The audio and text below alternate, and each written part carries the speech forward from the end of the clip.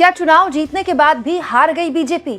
BJP के हाथ से क्या मेयर की कुर्सी निकल गई? समझिए दोस्तों, जिस बीएमसी चुनाव के लिए बीजेपी ने क्या कुछ नहीं किया, साम दाम दंड भेद से भी आगे अगर कोई बात जाती है तो वहां बीजेपी चली गई।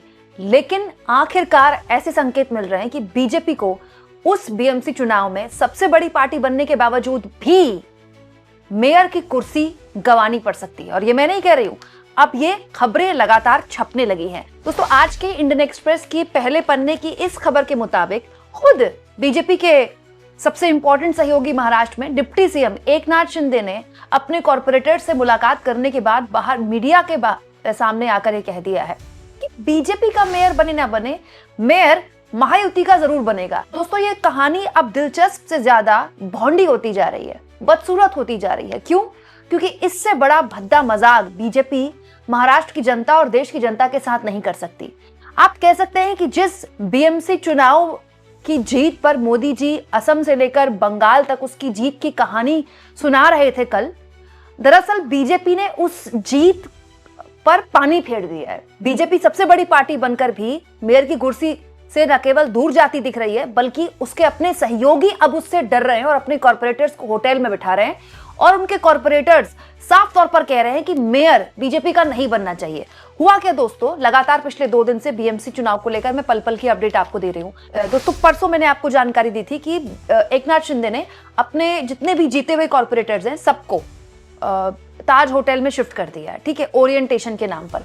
फिर कल मैंने आपको ये जानकारी दी कि एकनाथ शिंदे ने जिस होटल में अपने तमाम कॉर्पोरेटर्स को ठहराया है, वहीं उद्धव ठाकरे की पार्टी के सांसद संजय राउत चले गए लंच करने के लिए। ना केवल लंच करने के लिए चले गए, बकायदा मीडिया से कहने लगे कि एकनाथ शिंदे ने अपने कॉर्पोरेटर्स को जेल की तरह 5 स्टार होटल में रखा हुआ है और कई कॉर्पोरेटर्स, जीते हुए कॉर्पोरेटर्स हमारे संपर्क में हैं।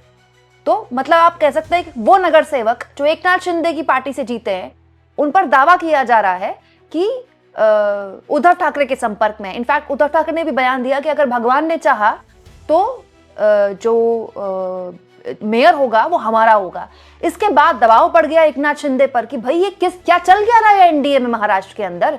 एकनाथ शिंदे किससे बचाकर अपने कॉर्पोरेटर्स को रख रहे हैं? सत्ता में रहकर भी अगर आपको अपने जीते हुए उम्मीदवारों को बचाना पड़ रहा है, ठीक है, वो भी किससे? अपनी ही सहयोगी पार्टी बीजेपी से, कि कहीं ये तोड़ ना ले, तो इससे बड़ा विश्वास की कमी और क्या होती है। तो उसके बाद एकनाथ शिंदे को सामने आना पड़ा और कल एकनाथ शिंदे ने अपने सारे जीते हुए कॉर्पोरेटर से बात करने के बाद मीडिया के सामने आकर जो बयान दिया वो बीजेपी की मुश्किल बढ़ाने वाला था। एकनाथ शिंदे ने बयान दे दिया कि मेयर जो होगा वो तो महायुति का ही बनेगा। उन्होंने ये नहीं बोला मेयर बीजेपी का बनेगा। दरअसल दोस्तों, पूरा जो खींचतान है वो मेयर की कुर्सी को लेकर है। और अब जो जानकारी निकलकर इंडियन एक्सप्रेस के हवाले से आ रही है वो ये है कि हो सकता है कि बीजेपी को एकनाथ शिंदे के आगे झुकना पड़े और सबसे बड़ी पार्टी बनने के बाद भी मेयर की कुर्सी गंवानी पड़ जाए। दरअसल दोस्तों, इंडियन एक्सप्रेस के सूत्रों ने यहां पर देखी बाकायदा खबर छापी है कि अब 2 ऑप्शंस एकनाथ शिंदे ने बीजेपी के सामने रख दिए हैं। एक, या तो मेयर का जो पद है वो 5 साल का पद होता है, वो हाफ बांटिए, 2.5 साल आपका, 2.5 साल हमारा, ठीक है, तो 2.5 साल हमें मेयर का पद चाहिए पूरा। या फिर कंट्रोल ऑफ स्टैंडिंग कमेटी। अब स्टैंडिंग कमेटी जो बीएमसी की होती है उन पर कंट्रोल चाहते हैं एकनाथ शिंदे। वो कह रहे हैं तो 2.5 साल हमारा मेयर बनाइए या फिर स्टैंडिंग कमेटी में हमारा कंट्रोल दीजिए। होता क्या दोस्तों, बीएमसी के मेयर के पास तो खैर ताकत बहुत ज्यादा होती है। बीएमसी सबसे रईस कॉर्पोरेशन है। बीएमसी का जो बजट है वो गोवा, त्रिपुरा और सिक्किम जैसे राज्यों का अगर हम मिला दें उससे भी ज्यादा बजट है। लेकिन जो स्टैंडिंग कमिटीज होती है ना बीएमसी की, पूरा जो फंड का कहाँ जाएगा, फंड कहाँ खर्च होगा, वो स्टैंडिंग कमेटी बहुत ताकतवर होती है। मेयर की कुर्सी भी ताकतवर होती है, लेकिन स्टैंडिंग कमेटी के पास एक्चुअली में पर्दे के पीछे असली ताकत है। और बीजेपी किसी भी हाल में स्टैंडिंग कमेटी में किसी भी तरह से एकनाथ शिंदे का कोई कंट्रोल नहीं चाहती है। अब हुआ क्या है दोस्तों, देवेंद्र फडणवीस को अब डावोस के लिए निकलना है और वो निकल गए डावोस के लिए। वर्ल्ड इकोनॉमिक फोरम वहां पर होता है। अब वो आएंगे 24 जनवरी के बाद, ठीक है। अब 24 जनवरी तक ये मामला लटक गया। तब तक सोचिए कितनी बड़ी किरकिरी है कि सबसे बड़ी पार्टी अपना मेयर नहीं बना पा रही और उसके सहयोगी ने अपने कॉर्पोरेटर्स को 5 स्टार होटल में रखा हुआ है और वहां उनके कॉर्पोरेटर्स जहां ठहरे हुए हैं वहां खाना खाने कौन जा रहे हैं? उद्धव ठाकरे के सांसद संजय राउत। यहां पर एक और दिलचस्प चीज है दोस्तों कि अभी तक कोई फॉर्मल बातचीत भी नहीं हुई है।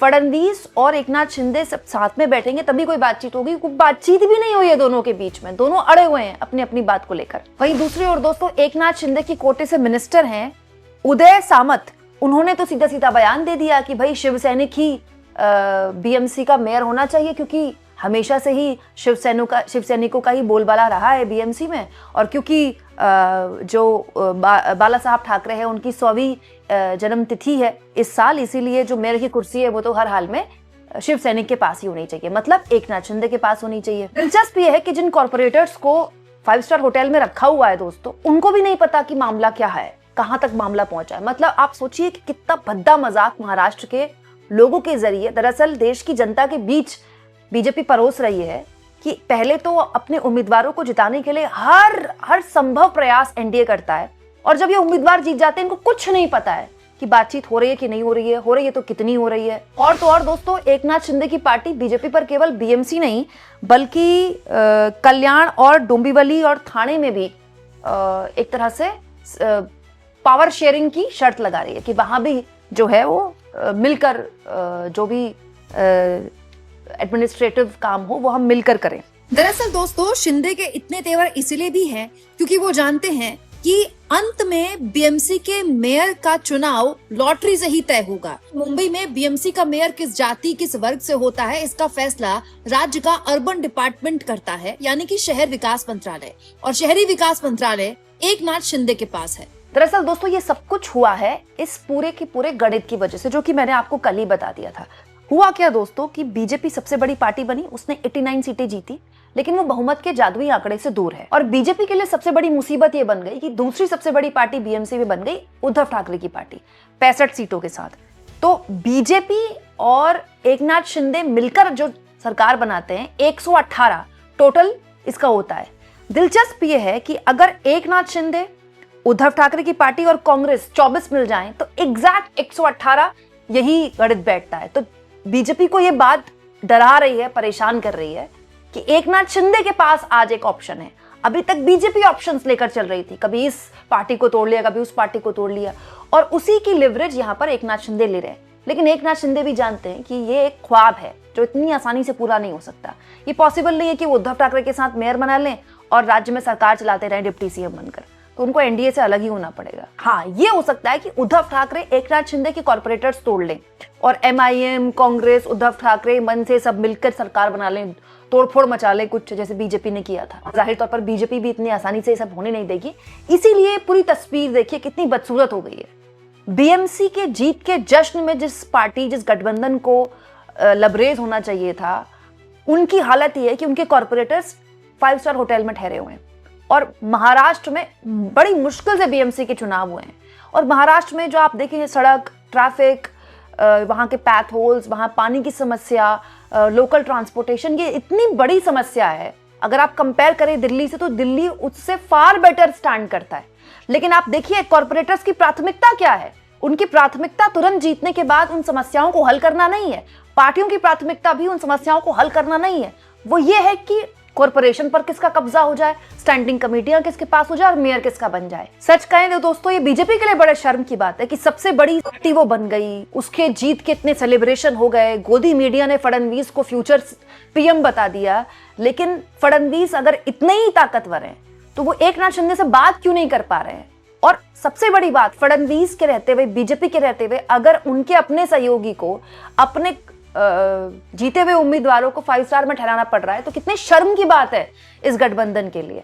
आपको क्या लगता है दोस्तों, अब जब एकनाथ शिंदे ने टेबल पर शर्त रख दी है कि या तो मेयर की कुर्सी 5-5 साल में, 2.5 साल में आप बांटिए, और उसमें भी एकनाथ शिंदे हर हाल में जो शुरुआती 2.5 साल का कार्यकाल है वो अपने मेयर को रखने देंगे, क्योंकि उनको पता है उसके बाद पता नहीं मिलेगा। वो तो दूध के जले हैं तो छाछ भी फूक फूक कर पियेंगे।